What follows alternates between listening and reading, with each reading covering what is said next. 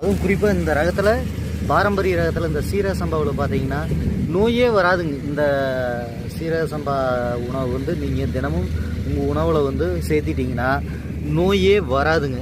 ஏன்னா வாதம், பித்தம், கபம் இந்த மூணும் சீராக இருந்தால் ஒரு மனிதனுக்கு நோய் வராதுங்க. அதனால் எல்லோரும் வந்து நீங்கள் கண்ட என்ன பேர்னே தெரியாது, இன்றைக்கி பிராண்டு தான் எல்லாமே.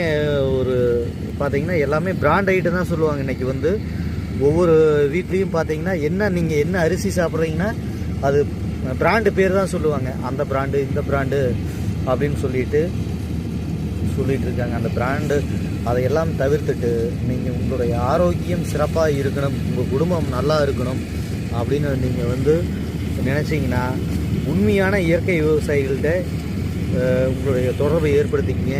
அவங்கள்ட்ட சொல்லுங்கள், எங்களுக்கு நஞ்சில்லாத உணவு உற்பத்தி பண்ணி கொடுங்க அப்படின்னு சொல்லி கோரிக்கை வைங்க. அவங்களும் உற்பத்தி பண்ணி கொடுப்பாங்க.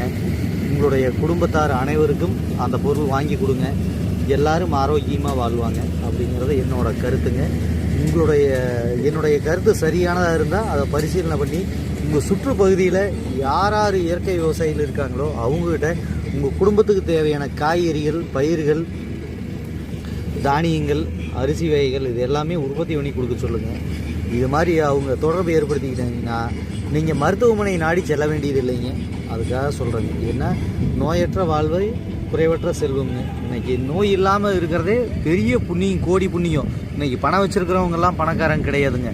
நோய் இல்லாமல் யார் இருக்காங்களோ, மாத்திரை சாப்பிடாமல் யார் இருக்காங்களோ அவங்க தான் மிகப்பெரிய கோடீஸ்வரனுங்க. அதனால் வந்து இதை நம்ம மனசில் எடுத்துக்கிட்டு எல்லோரும் இயற்கை விவசாயம் செய்வோங்க.